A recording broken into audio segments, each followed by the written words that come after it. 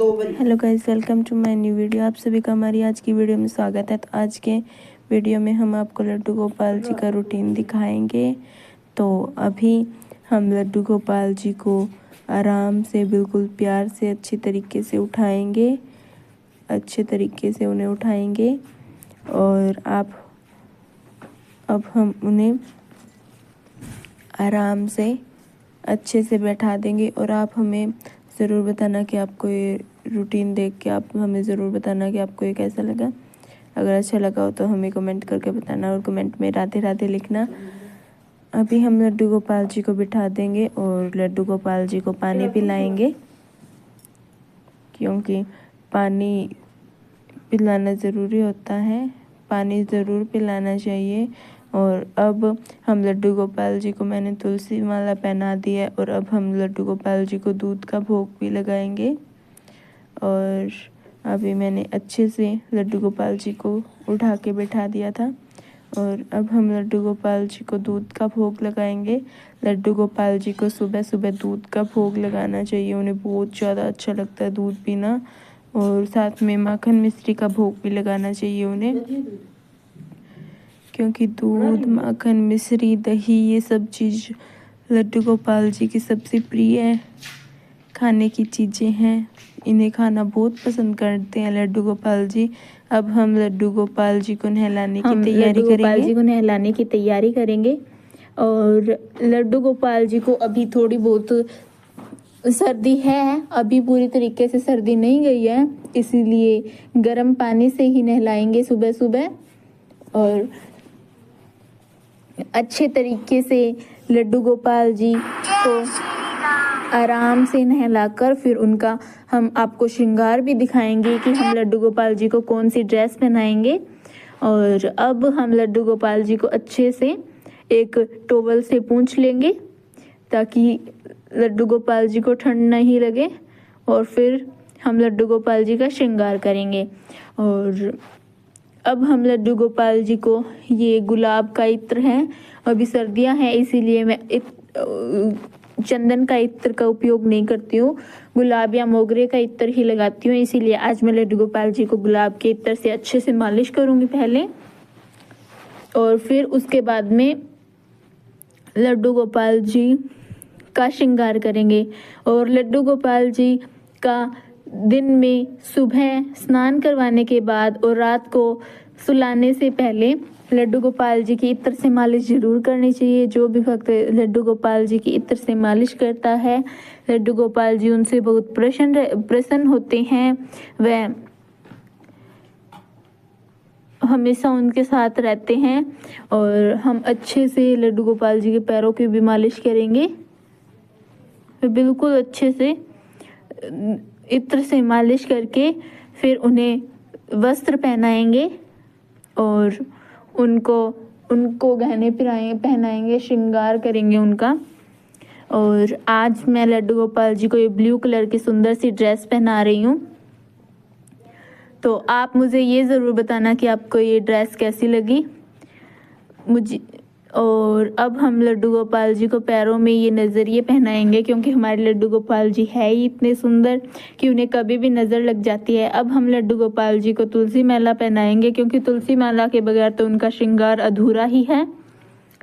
और अब हम हमारे लड्डू गोपाल जी को एक प्यारा सा हार पहनाएंगे, जो कि इस ड्रेस से मैच कर रहा है अच्छे तरीके से। और इसके बाद हम लड्डू गोपाल जी को बांसुरी देंगे।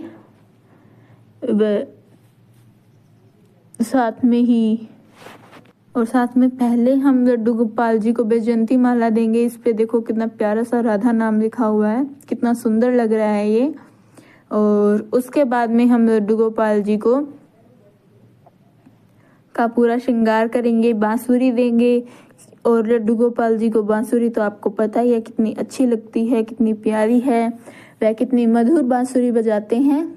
और हमारे लड्डू गोपाल जी की बांसुरी भी देखो कितनी प्यारी सी है, बिल्कुल हमारे लड्डू गोपाल जी की तरह ही।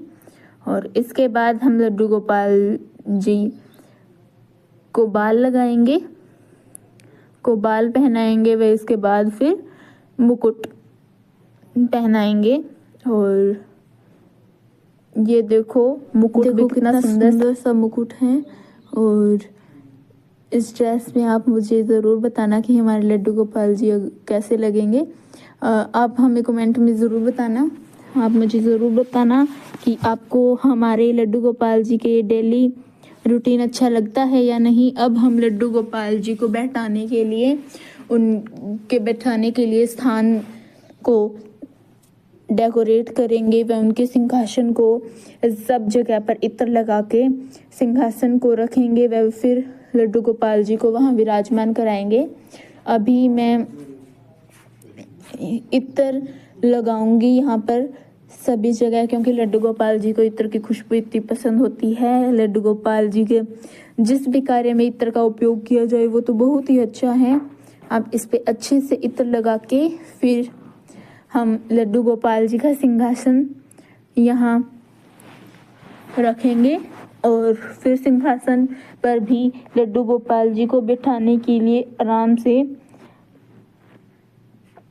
गद्दा वगैरह रख के उसके ऊपर कुछ बिछा के लड्डू गोपाल जी को बैठाने के लिए यहाँ पर अच्छे से व्यवस्था करेंगे ताकि लड्डू गोपाल जी कंफर्टेबली यहाँ पे बैठ विराजमान हो सके। और हम यहाँ पे मोर पंख भी रखेंगे क्योंकि लड्डू गोपाल जी को मोर पंख भी बहुत पसंद है। और लड्डू गोपाल जी अपने मुकुट में भी हमेशा मोर पंख धारण करके रखते हैं।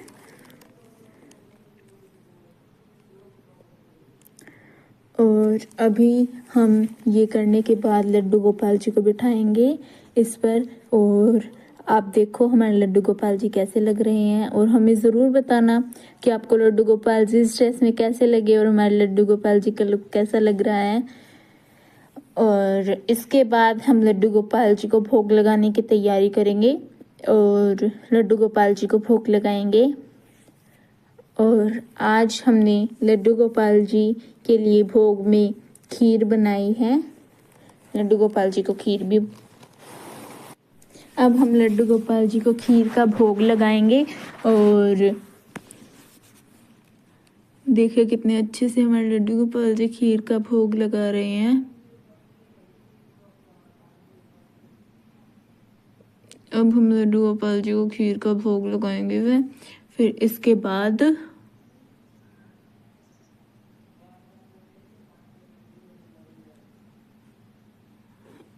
देखिए बिल्कुल अच्छे से हम लड्डू गोपाल जी को भोग लगाएंगे बिल्कुल अच्छे से। और इसके बाद हमने अब ये रखती है लड्डू गोपाल जी भोग लगाएंगे और उसके बाद में शाम की पूजा करेंगे। अब हम लड्डू गोपाल जी की पूजा कर रहे हैं क्योंकि शाम हो चुकी है। और अब हम लड्डू गोपाल जी की पूजा करेंगे और पूजा के बाद फिर हम लड्डू गोपाल जी को भोग भी लगाएंगे। पहले पूजा करते हैं और उसके बाद फिर हम लड्डू गोपाल जी को भोग लगाएंगे।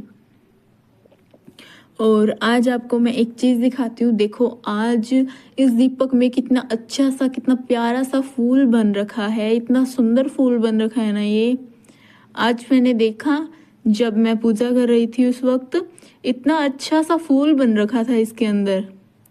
देखो कितना सुंदर लग रहा है ये फूल, मुझे तो बहुत ही अच्छा लगा, बहुत ही ज़्यादा सुंदर लगा। आप हमें कमेंट में बताना कि आपको ये फूल कैसा लगा। मुझे तो बहुत अच्छा लगा, बहुत ज़्यादा। कितना अच्छे, देखो कितना अच्छा सा फूल बन रखा है इसके अंदर। और वैसे भी कहते हैं कि अगर दीपक के अंदर फूल बनता है तो वह बहुत अच्छा संकेत होता है। तो अब हम लड्डू गोपाल जी को चूरमे का भोग लगाएंगे। अब हम शाम को हमने लड्डू गोपाल जी के भोग के लिए चूरमा बनाया है। अब हम लड्डू गोपाल जी को चूरमे का भोग लगाएंगे। अच्छे से प्यार से लड्डू गोपाल जी को चूरमे का भोग लगाएंगे बिल्कुल अच्छे से और प्यार से। और फिर कुछ देर बाद हम लड्डू गोपाल जी को शाम को शयन कराने की भी तैयारी करेंगे। और हम आपको ये भी दिखाएंगे कि हम लड्डू गोपाल जी को रात को किस तरह से शयन करवाते हैं। अब हम लड्डू गोपाल जी को अच्छे से भोग लगा के और फिर हम आपको शयन कैसे कराते हैं वो भी दिखाएंगे। अभी हमारे लड्डू गोपाल जी अच्छे से अपना भोग लगा लेंगे। देखिए हमारे लड्डू गोपाल जी कितने प्यारे लग रहे हैं भोग लगाते हुए।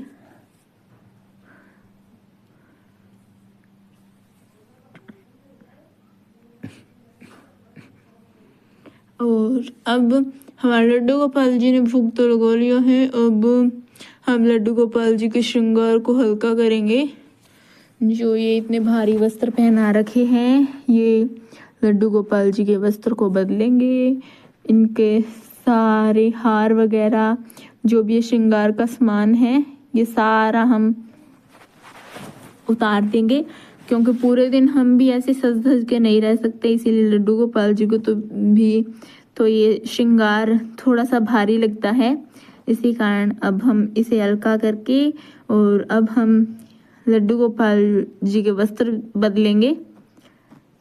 अब हम लड्डू गोपाल जी को इसकी जगह एक हल्की सी ड्रेस पहनाएंगे, क्योंकि ये ड्रेस थोड़ी सी हैवी है और इसके अंदर जो ये फूल लगे हुए हैं, जो ये मोती लगे हुए हैं, ये रात को लड्डू गोपाल जी को चुभेंगे इसीलिए। और अब हम लड्डू गोपाल जी की इत्र को मालिश करेंगे, क्योंकि रात को सुलाने से पहले जो भी लड्डू गोपाल जी की चरणों की व उनकी इत्र से मालिश करते हैं। लड्डू गोपाल जी उन्हें बहुत ही पसंद करते हैं। उन्हें बहुत अच्छा लगता है कि उनकी इत्र की मालिश कराना उन्हें बहुत अच्छा लगता है। और शयन से पहले तो बहुत ही ज़्यादा। और अभी तो मैं गुलाब के इत्र का उपयोग कर रही हूँ, पर गर्मियों में हमें चंदन का इत्र का उपयोग करना चाहिए, क्योंकि गर्मियों में चंदन का इत्र ठंडा होता है, तो उससे लड्डू गोपाल जी भी ठंडे रहते हैं। पर सर्दियों में चंदन का इत्र लगाएंगे तो वो ठंडा होगा, फिर लड्डू गोपाल जी को ठंड लगेगी। इसीलिए आज गुलाब के इत्र का उपयोग कर रही हूँ। कभी कभी मोगरे के इत्र का भी उपयोग करती हूँ, पर ज़्यादातर हमारे लड्डू गोपाल जी को चंदन का व गुलाब का इत्र ही पसंद है। इसीलिए मैं ज़्यादातर गुलाब के इत्र का उपयोग करती हूँ सर्दियों के अंदर। और इसके बाद हम लड्डू गोपाल जी को एक हल्की सी नरम सी पोशाक पहनाएंगे और फिर उन्हें आराम से अच्छे से जिस तरह हम छोटे बच्चे को शयन कराते हैं उसी तरह उन्हें सुला देंगे अच्छे से लोरी गाकर। और ये देखिए हमारे लड्डू गोपाल जी की अच्छे से हम मालिश कर रहे हैं, बहुत ही अच्छे से आराम से हल्के हल्के हाथों से हमें लड्डू गोपाल जी को मालिश करनी चाहिए, क्योंकि ज़्यादा